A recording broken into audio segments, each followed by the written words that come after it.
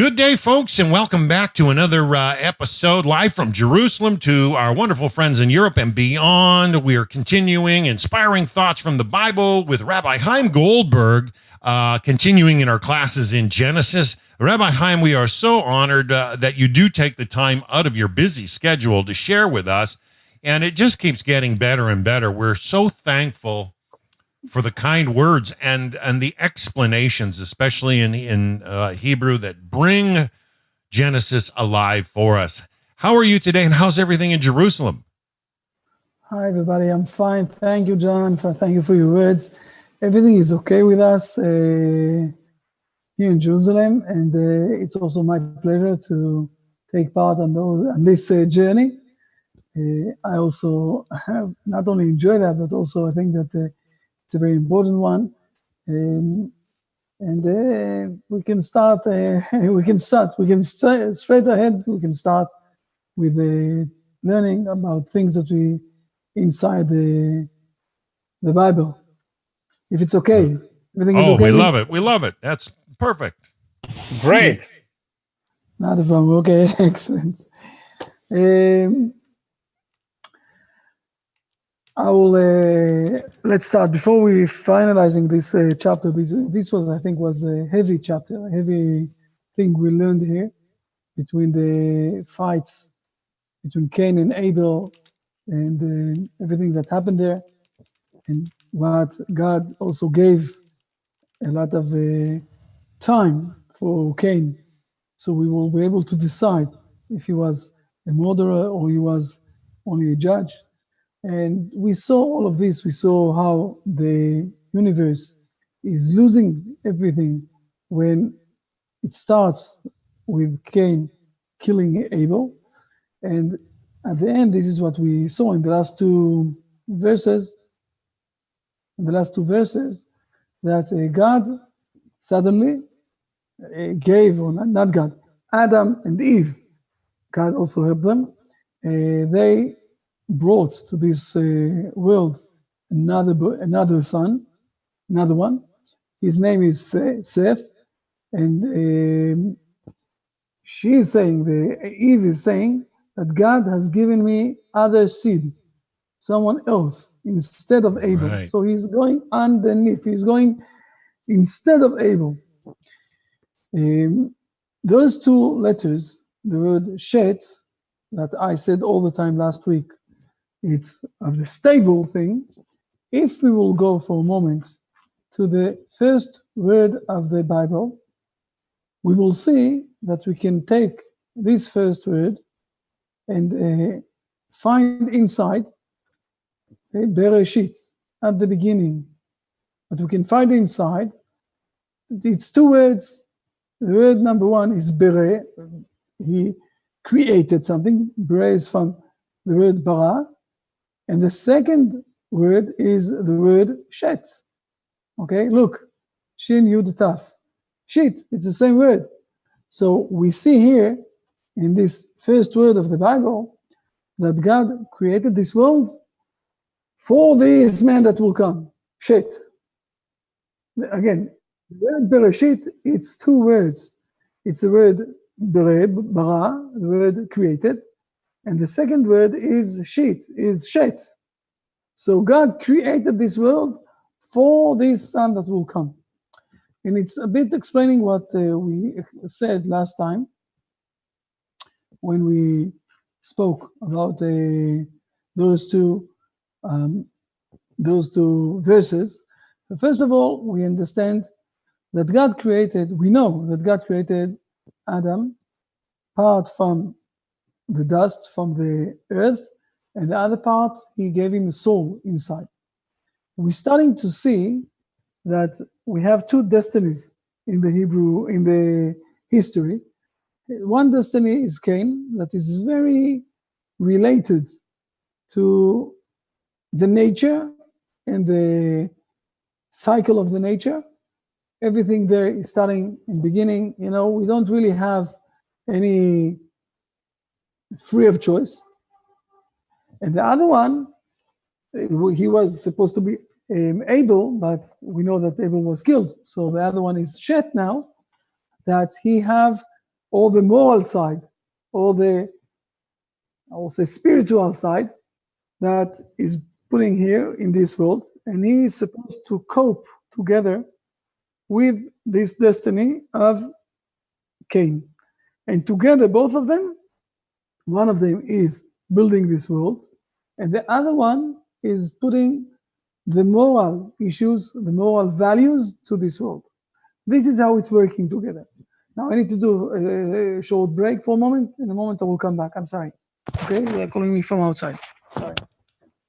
Well, that's excellent. I love the way he pulled together the Breshith in the beginning translation out of Genesis chapter 1, and that word Seth that's there, Breshith.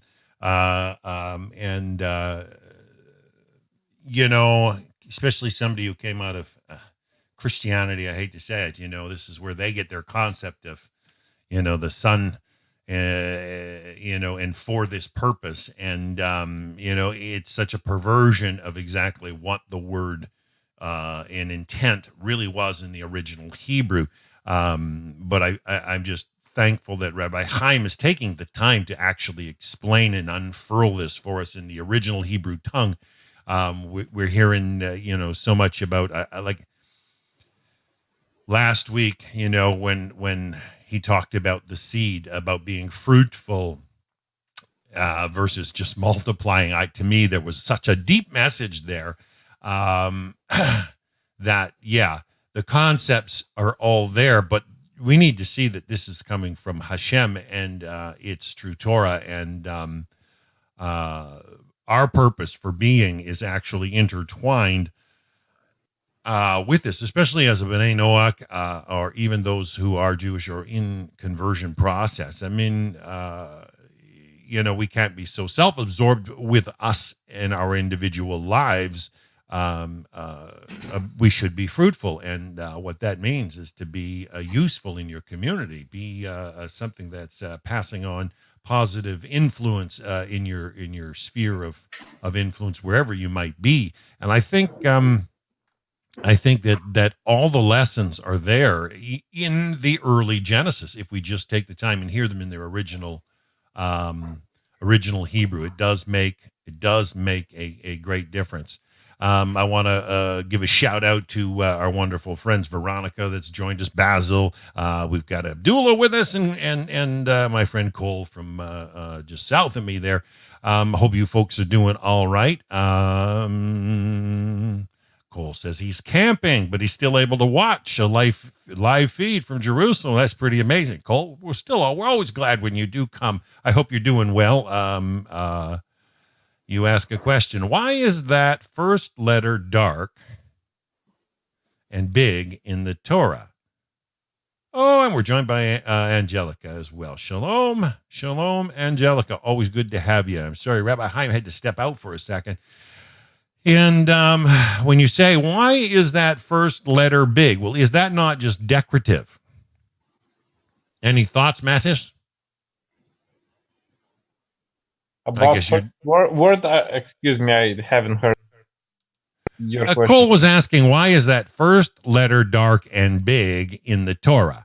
I don't know if that's decorative. I don't believe it would have been there in the original Torah scroll, but I know that they did write with an oversized letter to start. But I think that was just for beginning. Hi, good to see you. Good to see you also. Hi, I missed you last week. Daniel is hiding in behind the screen. It's okay. We see that you're here, Daniel. Thank you. Good to see you. Rabbi, can you answer one question? Yes. Of course. I can try. Maybe if I don't know the answer, I won't answer. Our friend Cole asks, why is it that the first letter is dark and big in the Torah? Is it a larger letter usually when it's written? No, there is. First of all, it's an excellent question. Let me first of all, I'll do it. Okay. In the Torah itself, some of the letters are big. Okay. The first letter of the Torah is not only bold, but it's also big. For example, if the rest of the letters are in the size of 12 or 14, dots of the font. Of the word, the font. So the first one is, if the first one is 12 or 13, so the first one will be 16 or 18. So it's a bit bigger. There are few words, there are few letters along the Torah, the Bible, that are big. The letter, we're going now to something a bit different, okay? But I will say a few words. I think that I said already a few times that in the Hebrew language, it's a very unique language. By the way, it's the only language that I think nobody have any doubts that all the big religions are saying that this language was created by God, except for the other languages, or despite the other languages who were created by men. Now, the Hebrew language is very unique because each letter have a full meaning, like a full word. And when you're taking all the letters together, or you're combining them in a few ways, you can find different words. This why also a lot of times the words are hiding inside few other meanings. For example, we have a book. We have one of the, I'll say, it's a book of the Kabbalah book, okay? That is explaining this first word of the Bible in 70 ways. 70 ways. And one of the ways, what I said to you, bara shit, he created shit. He created everything in this world because of the meaning of the values that Shet will bring to this world.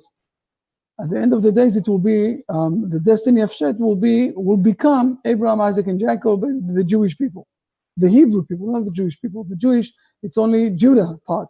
The Hebrew people is contained with other people also, not only Judah but also Reuven and Shimon, and all those 12 tribes. So the first letter, okay, the first letter is the word Bet. It's also the word home, house. The word bite, bet, it's also the word house. But if you look close, you will see, let me do it a bit bigger, just a moment. This is the way how, okay, you see, I managed. I'm not good in, if you look good close on this word, on this letter, you will see that it is closed from 3 sides and open only from 1 side. You see that? Again, the letter, you know what, I will do it in a word. Let me do it in a word. I'll drag my cursor over it. People can see my cursor right here, folks. He's showing the letter Bet or for Breshit, and he's showing that it's got 3 sides, okay, and a dot in the middle. They're closed, and there's only 1 side that is open. So we can say, and we in the Hebrew tradition, we are reading, and I won't say because in the beginning also the English was reading, from right to left, but we are reading from right to left. So if you will look, okay, you will see that the letter is open only to the right side. The left side is closed. It's like it's closed. So you can understand from one side that it's like a home for all of the world, but you can also understand, and this is what our sages are explaining to us and saying to us, that you can't really research what happened, and you don't have really answers to what happened before the world was created. So if you're asking yourself, for example, about God, he was here before he was created and everything else, those are questions we don't really have answers, and we won't be able to have answers. And this is why this letter is being a bit big to say. First of all, it's like a home that God is putting everything inside his place. And the second thing is, don't ask too many questions in above or beyond or in the beginning where you were not there. So also in the creation, we weren't there. So maybe the creation was for 14 billion years. It's okay. And only in the last few thousand years, men with moral values came to this world. Okay, but don't ask questions before the Big Bang, because we don't know what was here before the Big Bang, and we don't have any possibilities to understand and to knowledge this part. And this is why this letter is coming like that. It's holding us, like a home inside, and it's also helping us not to go to places where we can't have this access to have answers to understand what's happening there. So it's a bit of explanation. As I said before, as I mentioned inside my words and inside my sentences, that we have 70 different explanation to this word. For example, if you will start to mix the word, you will see that there is also the word Shabbat. We have the Shin, the Bet, the B, and the Taf, the T. Three of those, it's Shabbat. And you have also on the other side, the other three words are the word head. Okay, Rosh, Reish, Aleph, and Shin.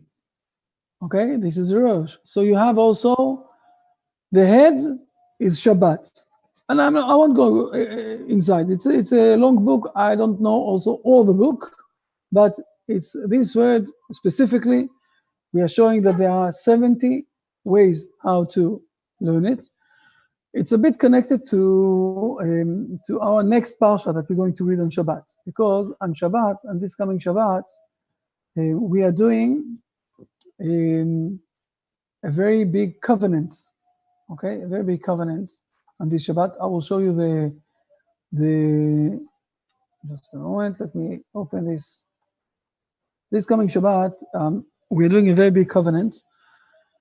I reminded it not only because what we spoke now, but also because tonight at midnight we have a group of people that are coming from Taiwan, and I'm going to take them to the place. I'm going to take them from to the Taiwan. Place. Yeah, exactly. We're doing a Noach Haidt seminar for a group of Taiwan people. Amazing. And, I need to take some pictures. I will show you things that we're doing. And we're taking them to the place where we did this covenant. Okay? And this covenant is saying, let me see if it is here. I think it's another 2 chapters. Just a moment. This covenant basically is saying something amazing. I don't think that people usually understand what we're doing. If we are looking on first men,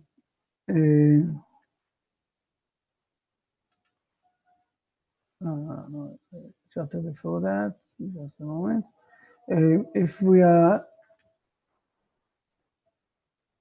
okay, this is important. I will show this to you.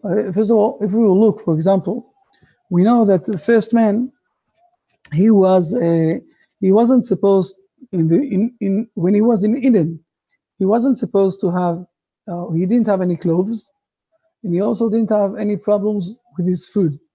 So he was a very free man.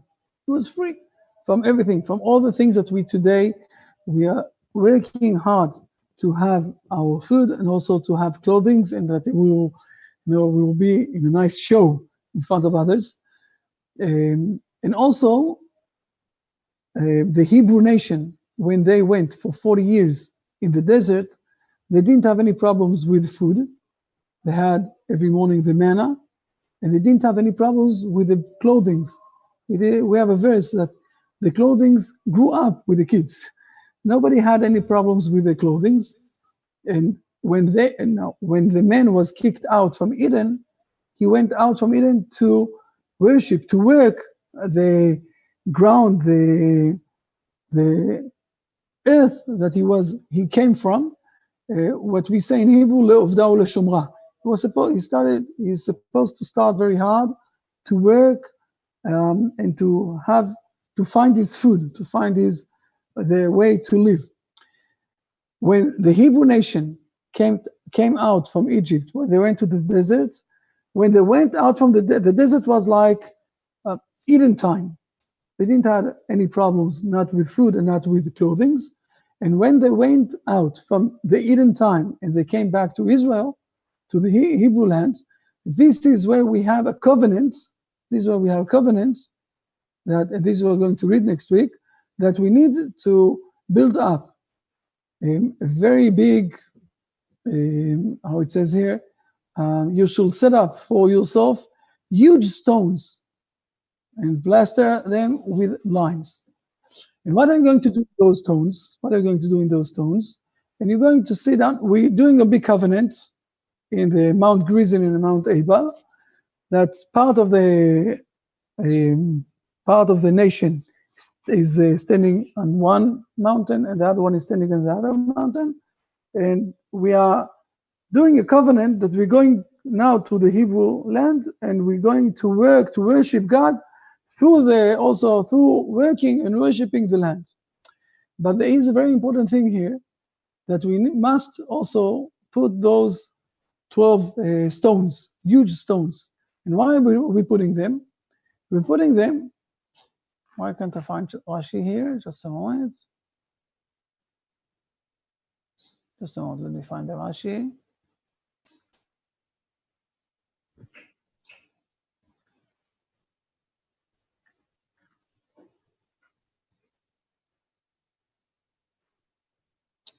It's not, Rashi is not mentioning in here, but I will say it by heart, okay? It's not mentioned here, but I won't start to lose the time with this.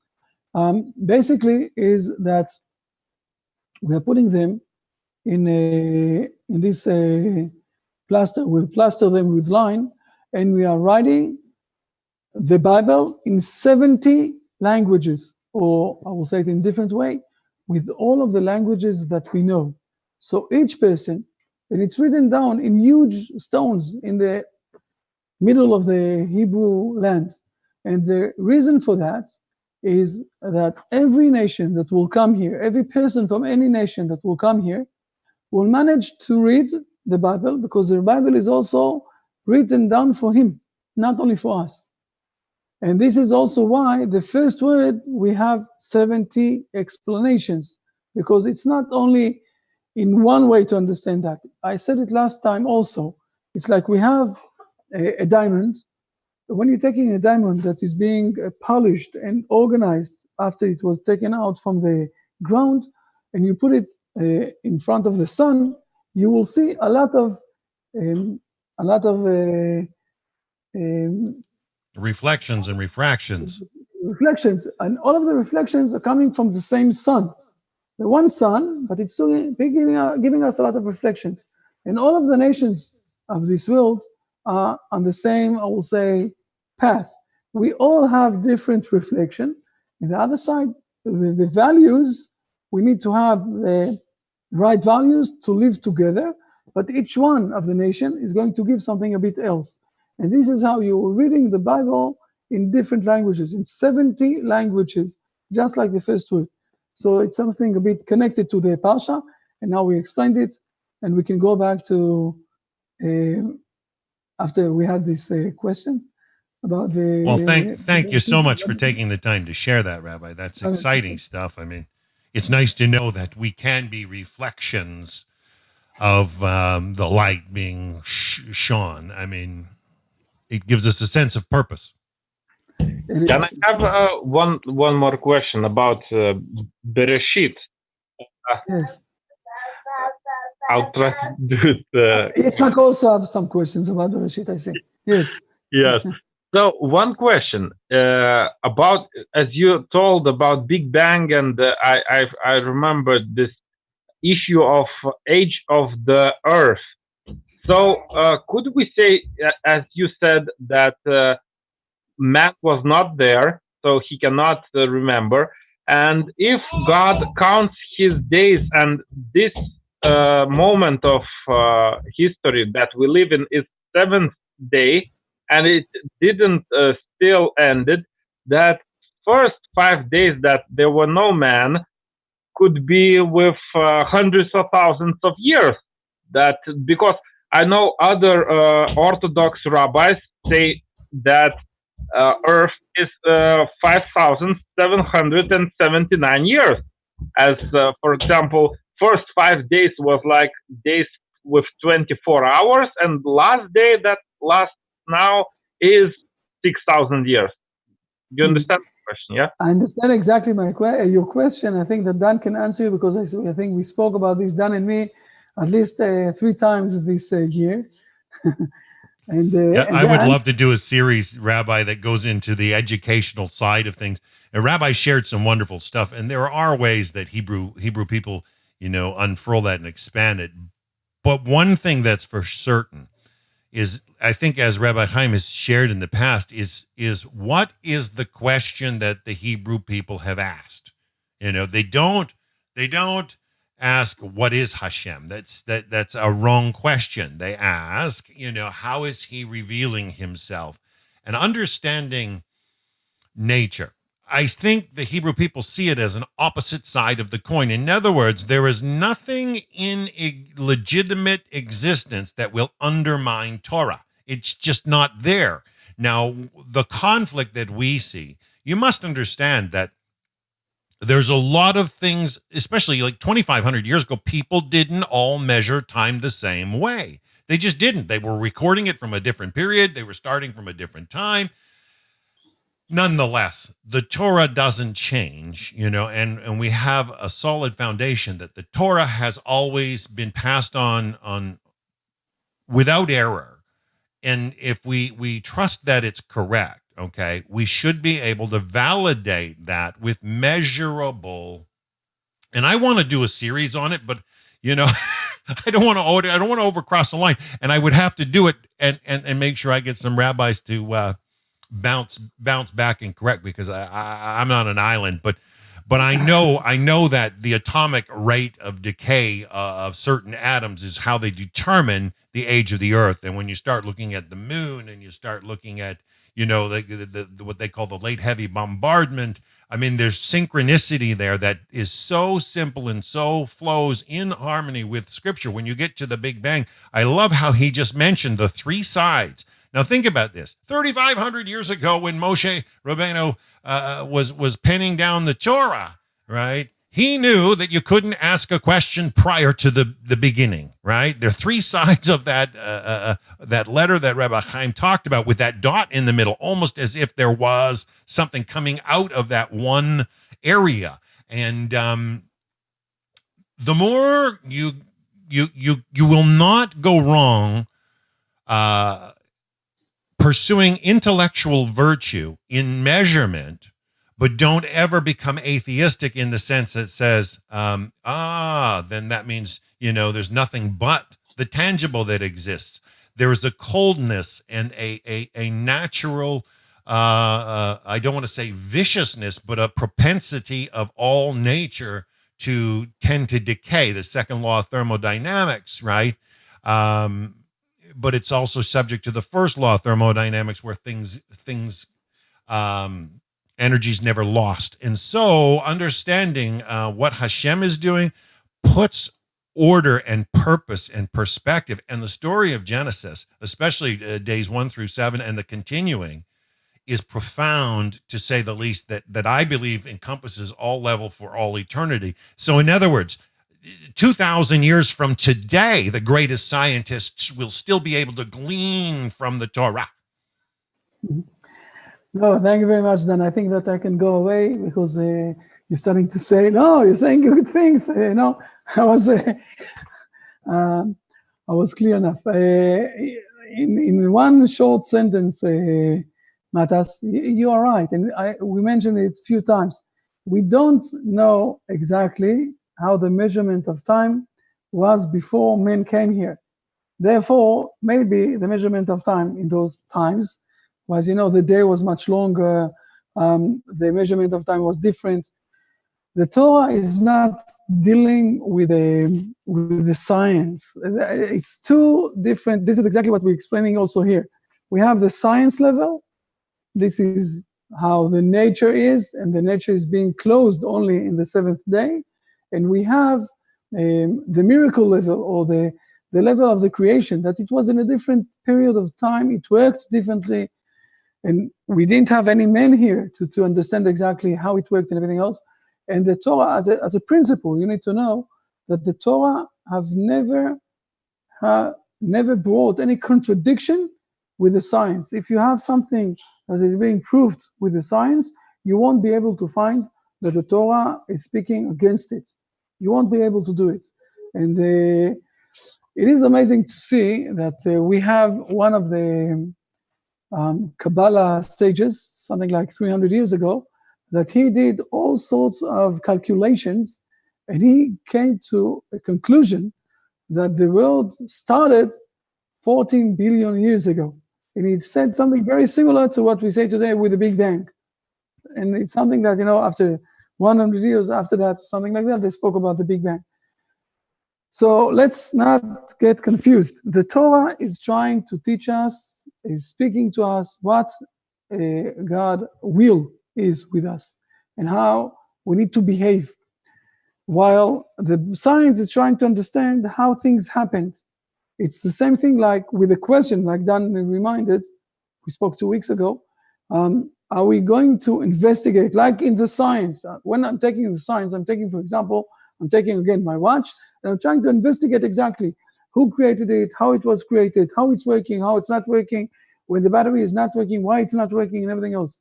So the question is, how are we relating with God? Are we asking all those questions? Who is this God? Who was created? How exactly he's, I will say, what exactly is he doing? I will say here, those are questions that we can't ask. We need to ask something else. What is the moral things that he's teaching us and how we can imitate him so we will be closer to him? Because if we're starting to ask the questions, the smart questions, I will say it like that, the investigation questions, so we will find that each one of us is very smart, but God is the most smarter here. And each one of us is very strong, but God is the most stronger here. So the only thing that it's bringing me is to a jealousy with God. I want to be even smarter than God. I want to be even stronger than God. But if I'm asking something else, I'm not investigating who is God. I'm investigating how exactly he is functioning here in this world. What is his moral behavior? And I understand that God is giving life, and I'm getting life. And because of that, I have a gap that I can't close it in my life. He's giving life and I'm receiving. And I'm starting to behave like God, also to give to others to live here, like he is giving us to live here in this area, in this world. Also to be kindness, also to give space of time, all those things that we saw in the last few chapters. And I'm trying to be the same, so I'm managing to get closer to God. And then I also have the strength of God because God is giving life. So when I'm getting closer to him, I also have the strength to start to give life to others, to start to give inspiration to others, to start to give fulfillment to others. And this is where I'm managing not to be jealous with God, but I want to be close to him, and I'm feeling good and feeling warm to be next to him, to be like him. And those are the two destinies, I will say, that we had here in this world. I'm going back to, and I hope that, Matas, that you got answers. I'm going back to chapter 4, okay? If it's okay, you can go on to chapter 4. This is the two destinies that we have here. We have the destiny of Cain, and we explained that Cain is building up a lot of, we said he's building up all the economics and all the economic side. We said 4 things, if I remember correctly, just a moment. It is, yes. You had the music, The economics, and also the joy stuff, arts, all the arts and everything else. And now, but we see at the end of the days that everybody's getting killed there because we are lacking, we are missing the values. And this is where Adam and Eve are giving birth again, and they're bringing someone else that is replacing Abel, and he is supposed to bring the values to the Cain destiny. And this is where we're going to the next generation, okay? Shet also, ולשת גם הוא יולד בן, ויקרא את שמו אנוש. אז אוכל לקרוא בשם אדוני. Please, Dan, read the English one. And to Seth also to him a son was born, and he named him Enosh. Then it became common to call by the name of the Lord. And first of all, it's the second time that we say that the word ben, son. Remember, we spoke about this last week. The word son is also related to the word stone when you are connected to the generations above you. And we have here something very, very interesting. Huchal likro b'shem Hashem. It was become common to call by the name of the Lord. He started, I will say, to reorganize the structure of the religion. He was the first one who started the structure of the religion. Till now, we spoke about a lot of structures, but not anything that is related with God. It was only Cain with himself, with the joy, with the economics, with trying to gather to him a lot of things. Something was missing. Suddenly, this destiny is starting to speak about values and about connection with God. Now, our sages are very sensitive, and we have also tradition, but it's also sensitive with what they're reading. And the word huchal is from the word started, became common to call. They started to call the name of God. But it's also another word, and it's the word of the other side of holiness, the opposite of holiness. Okay, this is the same word, the opposite of holiness. So if we are reading it and we think to ourselves, oh, excellent, it was, they started to be holy and speak with God, it was the opposite side of holiness. So please, Dan, read the Rashi. What he's saying. Wow, this is so critical. Yeah, so this is like the dawn of all religious practice that was contrary to a true following of Hashem. So Rashi says, then it became common, Hebrew, and he cites the word, is an expression of profaneness to name people and idols with the name of the Holy One, blessed be he, to make them idols and to call them deities. It's from Genesis, Rabbi 23:7. And so on. So we started not really to call by the name of God. So we're starting to do some sort of religion experiences, but it is also taking down. I will say it like that. It's like the first generation, Adam and Eve, they knew God. He created them. So they spoke with him. He spoke with them. The second generation knows God, but the third generation is already starting to forget God.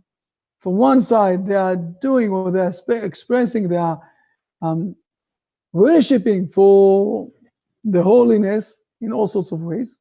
But on the other side, they are forgetting the real God. We have in the Hebrew tradition, we have a very, I think it's a very romantic explanation. It's not like that. The Rambam, okay, the Maimonides, he's explaining to us that in those days of Enosh, another in brackets, I will say that the word Enosh is another way that we are calling the human being in Hebrew. In Hebrew, you can say for the human being, when you want to say that you're speaking about a human, you say the word Enosh. Enosh, it's not less than the word Adam. Those are two words that we have that are giving the perspective of all humankind. So when you want to speak about someone that he is a mensch, that he is a person, that he is a human, he is not an animal, you can say the word Adam, and you can say the word Enosh. So this is, by the way, I said it. But the Maimonides is explaining that in his days, till his days of Enosh, all of the people, when they wanted to speak with God, they went to Adam, they went to Eve, they went to Shet, and they all recognized that there is God, and they spoke through them, they spoke with God. But in his days, they started to worship all the idolatry. They started to worship. They made it up. They did it their way. Yeah, they did it their way, as we spoke in the Kuzari. Now, we need to understand, and it's a bit connected to the question that you also asked before, Matas. After all, if I'm looking on the sun that is every day giving us light, It is giving us a lot of things. It is giving us the photosynthesis in the, we have a problem now with the Amazons. Please, Daniel, stop burning all the Amazon, okay? We know that you are part of this. Please stop this now, straight away. Poor Daniel. I'll think about it. Thank you. Now we have now what is the problem? Because the Amazon is giving us the photosynthesis, but it's also working with the sun.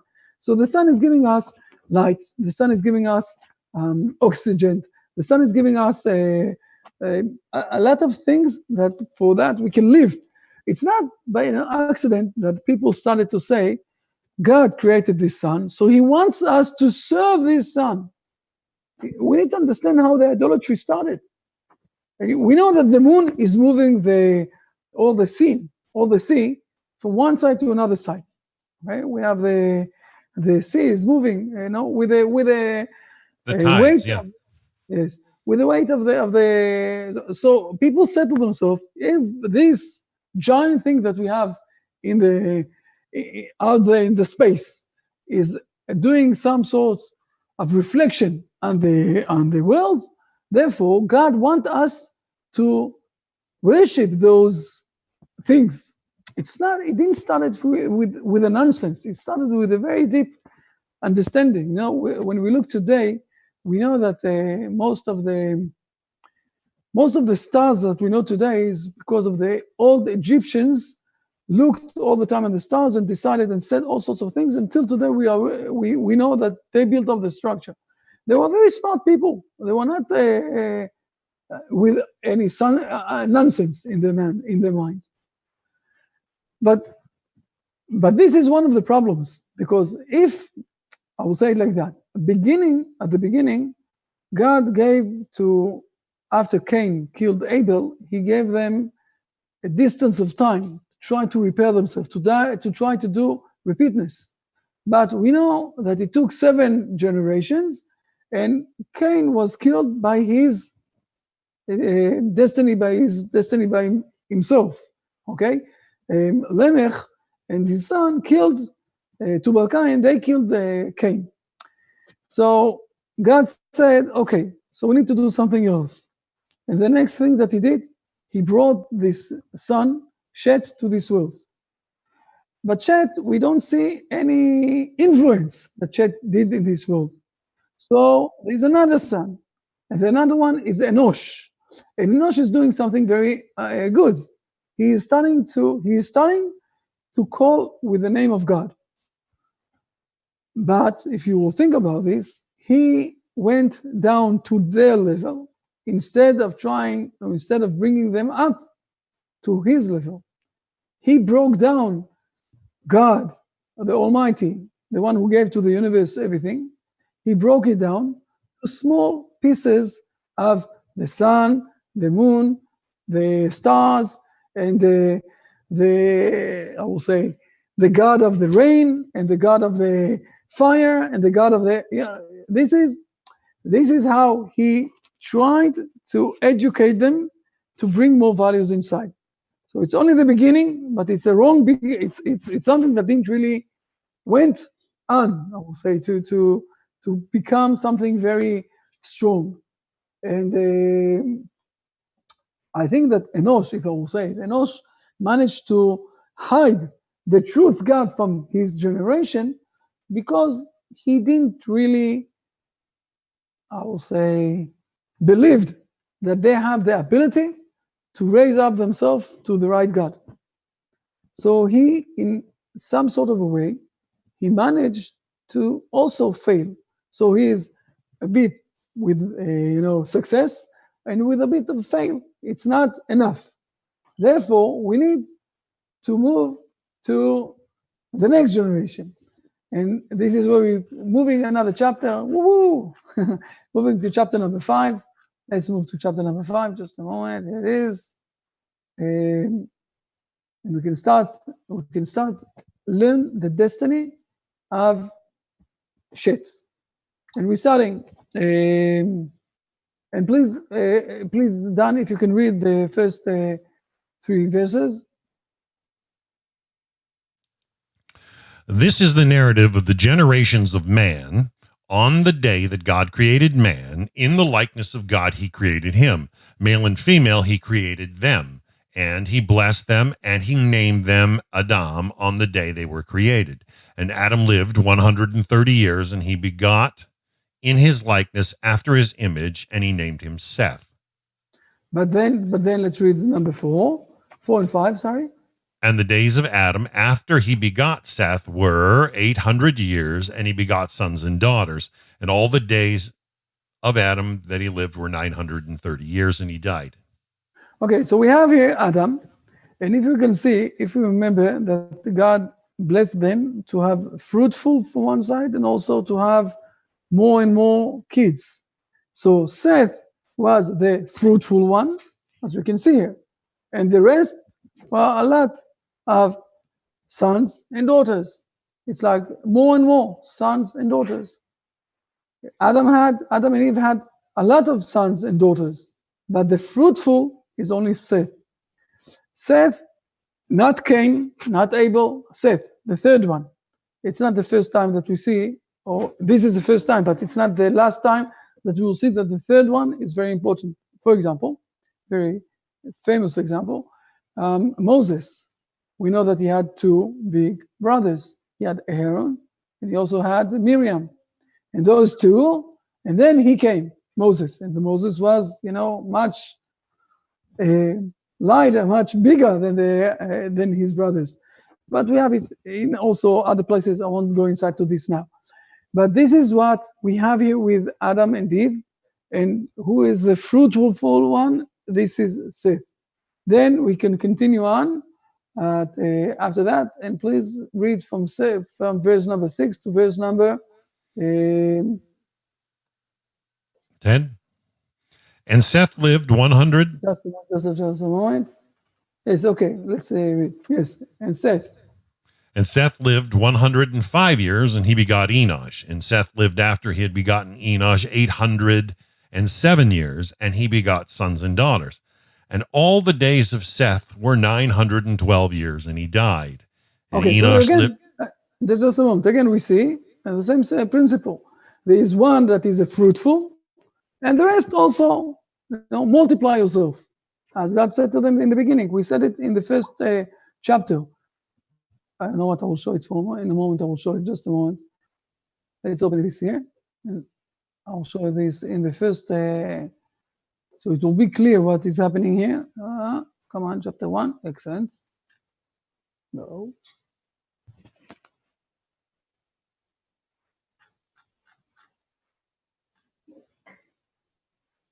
Here it is. Please read 27, 28.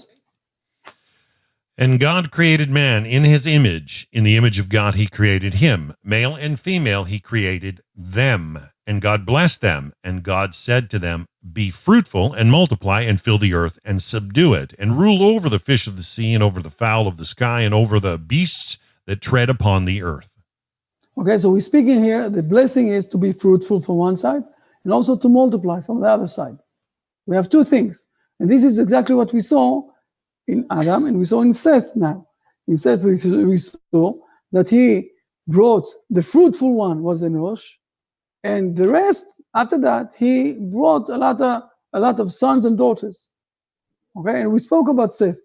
Now let's go on to the next one. The next one is from verse number 9 to verse number 11.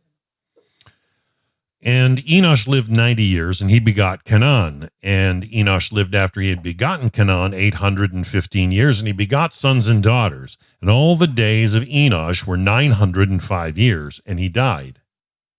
Again, we see the same principle. We have the fruitful and we have the rest of the multiply. But here we're finding something interesting. What is exactly the name of the 4th generation? The word is Canaan, right? Who remember that the word, who was the second son of Adam, the first son of Adam and Eve? Cain. The same word. You see here? It's the same word. Canaan, Cain, it's almost the same. Okay, now we're getting to, I will say, the most, let's continue on. Okay, let's continue on, please. 11 till 13. And all the days of Enosh were 905 years, and he died. Yes. Okay, 12, sorry, 12. 12 And till 14, sorry.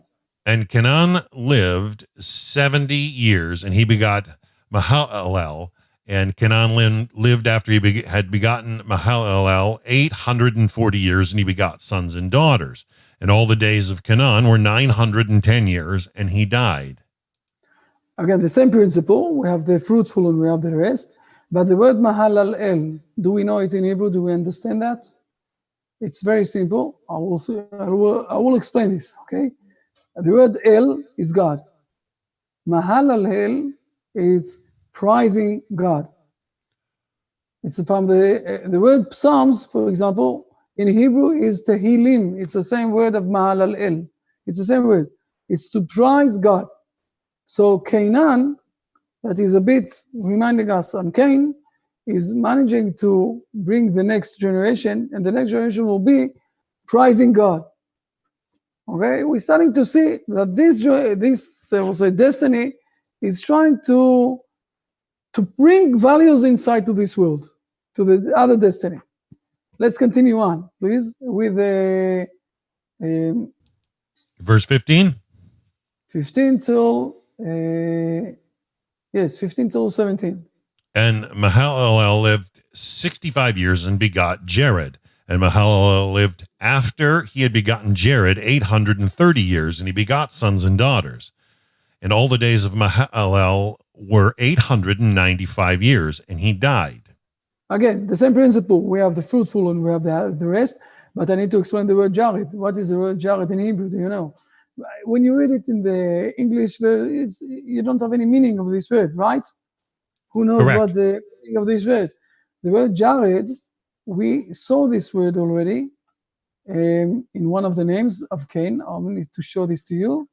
And the word Jared is going down. I will show this to you in the Cain destiny. Just a moment, here it is. Here's the Cain destiny. ויוולד לחנוך את ירד, we just saw ירד in a moment. ירד ילד את ירד is the same word. If you will look good, you will see the three letters Yud, Reish, Dalet. Okay, it's going down. We explained that. We explained that Irad is Ir, it's town going down. And we see here the same thing suddenly. Come on. Yared is going down. It's very similar. So we have a destiny that is trying to teach values, but it is still going down. Okay? So let's see what's happening now. Please say 18, 19, and 20. And Jared lived 162 years, and he begot Enoch. And Jared lived after he had begotten Enoch 800 years, and he begot sons and daughters. And all the days of Jared were 962 years, and he died. So now, again, the same principle, but I want to explain something. The name Enoch. Let's jump for a moment to Cain destiny, the chapter before that, okay? Now, Cain, when he knows his wife, he born, who did he born? Enoch. We explained that a bit. We explained that. The word Enoch in Hebrew is from the word educating others. Educating others. So when we look on this, and then we saw that Enoch started to build a town, a city, and instead of bringing the town to the level of human being, he took the people and put them inside the cycle of the town, and they lost their identity. This is what we saw in Cain. But here, again, we have someone with the name Enoch. He is trying to educate the people, they educate the destiny that is inside this world. Now we have two destinies. We have the destiny of Cain. Tell them that I'm not here. We have two destinies. We have the destiny of Cain, and we have the destiny of Seth, that have a lot of boys and daughters. And we have here someone very interesting that his name is Hanoch. He is supposed to educate the people, to be the light for the people, how exactly to put the values inside the world. Now we have something really weird, really weird. Please read the four verses, okay, that we have now. And Enoch lived. And Enoch lived 65 years, and he begot Methuselah. And Enoch walked with God after he had begotten Methuselah 300 years, and he begot sons and daughters. And all the days of Enoch were 365 years. And Enoch walked with God, and he was no longer, for God had taken him. Weird. This is very weird. I need to explain that. We need to understand what happened here. First of all, the first one who is living only 350 years. All the rest were living 850, 930, a lot of the years. And suddenly someone who is living only 350 years, okay? I'm blessing all of you to live very long, hopefully in your life. But to live 350 years when all of the people around you are living around 900 years, it's a bit weird. And also it's being said here that Enoch, the one who was supposed to teach, to educate people, what is happening to him? Suddenly something is happening there that God is taking him. So we need to understand what happened here. This is something that we will go inside next week, and we'll start with Enoch next week. And I will show you also I will compare, I will say, the level or the generations of Cain and the generations of Seth, how much they are together, and we will understand what happened there in Hanoch, that he failed with his education, and this is why, or the reason why God took him. But we need to understand what really happened there. It's only some sort of a promo for next week. So what we're starting to see, that we have two destinies, the destiny that is rebuilding this world, and the destiny that is supposed to bring the values, how people need to behave in this world. Now, the destiny of Cain, who is building this world, at the beginning killed Abel, who was supposed to be the education person. But then Adam and Eve brought another destiny here, the destiny of Seth. And Cain can't kill him because Cain by himself was already dead. So Seth is very strong, and he is supposed to educate, but something there is getting wrong, and they're not managing really to educate, as we know that there will be also a flood. And the issue of Hanoch, we need to explain a bit more deeper. It will be next week. Questions still now? Is everything is okay? Wow, that was exciting, Rabbi. Beautiful material. I'm looking forward to next week, especially if you're going to talk a bit more about Enoch for us. Does anybody online have any questions? Feel free to type it in and I'll ask the rabbi. If not, I'll leave it with everybody else in the Zoom meeting class to ask the rabbi a question. Yes, Timothy. Yes. Good to see you. I missed you last week. Yes. I saw your questions. Sorry, I didn't manage yet to answer. I have in my head that I need to answer your questions. Okay, sorry. Yes. To be on the private level. Okay. Yeah, this lesson was extremely helpful. Probably over quite a few, most of them, but all of them are helpful anyways. But Thank you. It's did you get my question that I chatted to you? I just asked. No, ask it. Okay, I was just wondering if the ends justify the means. Do you know what I mean by that? No, again. It's an English expression. Sorry? Can you hear me well? Yes, now I can hear you.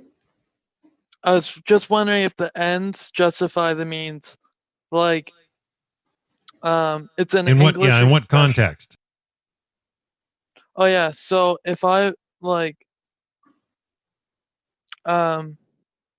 okay, so I find that I come across a lot of barriers to helping people quite often, and I'm just wondering, how far are people allowed to go in order to Do you know what I mean now, or? The farther people are supposed to go is where it won't kill them. We'll say it like that. You need to give from yourself, but you also, as a human being, you also need to receive. And this is where you need to have the right adjustment. If you're giving and you're giving, and you're not, it's like the food. You can't all the time take out from your body all the things that you need to take out, but you won't eat anything. So, nobody can live like that. So you need all the time to have the right, I will say, balance between giving and receiving. To keep for yourself how you're going to get recharged with your batteries. It could be with learning, it could be with other things. But from one side, you need to recharge yourself, and the other side to give to others. If you feel that giving to others too much might drain you, so you need to find the right balance also to receive for yourself. Did I answer your question? It does most like a quarter of my question. Okay. But so if I have good intentions for people, which I think I do, can I like I just forgot it. Yeah.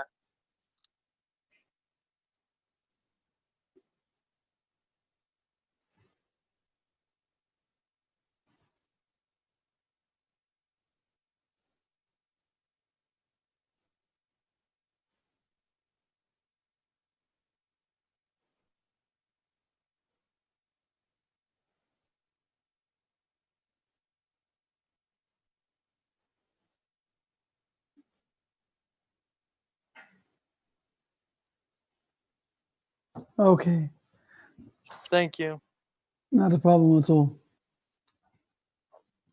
Okay, so Daniel, I yes, have a hello. yes, Hi. yeah. Hi. Good to see you. Good to see you guys. Well, I have a question a little bit related to Timothy's. Okay. First of all, thank you very much for this class. It was amazing, as always. Uh, Thank you. and sorry about the Amazon. Sorry about that. Um, Oh, so it's good because um, a few minutes ago you said you're going to consider what you're going to do. Now you're saying that you're sorry. yeah, Okay, fair I'm enough. gonna consider it. Yeah, I'm gonna exactly. Yeah. Excellent. So yeah, the question is first of all the things we look for in this life are kind of related with the mission we have in it. And secondly, how far should we look for it? I mean, how hard should we fight for what we want before it becomes an obsession? You know? Yes, the first question, yes, good questions also. Very good one. A very good one. Maybe I need to send you. I was trying to send you also links of things that I did. It's only the beginning, but it's something that will help you to think and to digest in the correct way about your questions. First of all, we need to find the way, but we know we don't need to be obsession in anything. Every obsession is not healthy and not bringing us to anything good. So obsession is something that we need to be aware of. And if we finding ourselves suddenly too much with obsession of something, so we need to let down and to try to, to do other things and to forget a bit of some the obsession, and then things will go back to the right balance. Again, we need to live in the right balance. We can't live in one way more than the other. The question is another very important point. The question of finding my destiny and my purpose in life, it's a question that is never ending. This is one of the most biggest mistakes of people along history when they think that after they came to the age of 20, 25, 28, this is it. They know exactly what they need to do and everything else. No, we are growing up every time. The age of 20 to 30 is one thing. The age of 30 to 40 is another thing. The age of 40 to 50 is another thing. And if you think If we think that we have learned enough and we need to stop, and we need also to this is it, and we found everything, this is where you're starting, not you specifically, okay? This is where a person is starting to die, because along that we are waking every morning, so we need to have new strength in ourselves for a new day, to learn new things, to continue on with our destiny, and we will find ourselves, because we are a very complicated machine, the human being, and we will find that we have few destinies, and maybe we have few aims in our life, and we have few levels, and we are from one side, we are the sons and the kids of, and we are also the father and the mate of, and we are also partners with a group of friends. We also partners with people that we are working with. So we have few, I will say, faces. We have few things that we want to do in our life. There are small things and there are big things, and therefore we are never we never have the, I will say, the joy, or we never have the possibility of resting and saying to ourselves, "This is it. We came to our destiny." It is from time to time also very important to rest. Okay, one of the things that we have in the Bible, you don't see it here because it's not being lined up in the right way. But one of the things that we have in the Bible, that we have verse, we have paragraphs that is stopping, and then it is have the continuous after that. And our sages are asking us why this is like that. Why we don't have a very long, just reading, right. Why do we have paragraphs inside? And the answer is because we need, from time to time, we need to have the experience of holding, thinking, and resting a bit. So we need it in our life. And also we need from time to time also to have some holidays. It's also giving us strength. But it doesn't say all the time we are finding our destiny, and only when person is dying after 120 years, this is where you can look above and say to himself, I did something here in this world. I used it in the right way, in the best way that I can do. It says a very interesting verse about Patriarch Abraham, that he died with full days. He was 175 years old, with full days. And our sages are asking us, what is the word full days? What is the meaning of full days? And the answer is that every day of his life was with full intention of doing the right things and his destiny. And this is how we need to live our lives. So it's not finishing, and we need to be in the right common sense, not to be obsessive and to lose it.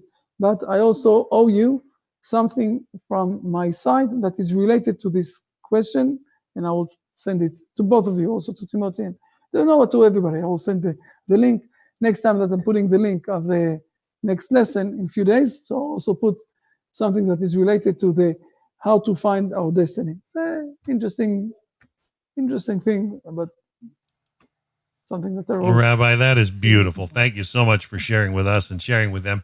Trying to get to fulfilling a purpose or our destiny. I love the way you just brought out that it goes on, it continues. It's not just a finish line mentality. Have you ever seen a big marathon, a race where people cross a finish line and they're finished the race? Life is not like that, is it? It goes on. Life goes on. And I to me, that is the biggest joy, understanding that from the Hebrew roots. And I so look forward to next week's class, folks. Next week's class, Rabbi Chaim's going to touch on Enoch a little bit. It's going to be exciting. Any last words, Rabbi? No, I'm excited because another few hours I'm going to have another group here in Israel, and it is amazing. It's some sort of a cult that the head of the cult decided to send to us a group that will learn exactly what is a Noachite. Oh my gosh! I want to go inside this. No, I'm saying a cult. It's not the real cult, but it's a group. An organization. An organization of more than 5,000 people from few places in the world, also from the United States, but also from Australia, from India, from the Philippines and from Taiwan, and we worked very hard to prepare all this thing. And I also will say that today I've heard about a few things that's happening in the Russian section of us and also in the German section of us. And it is amazing. It is amazing what's happening in the world. And hopefully, we will continue on with this mission. Oh, And, it's going to grow. I see more and more every day. And well, folks, I've got to step out. So Okay. let's call this a class till next week. But please do come back next week, folks, because we got a great one. Rabbi Chaim's going to continue in Genesis, and he's going to get into the book of Enoch. So until then, folks, have a great week.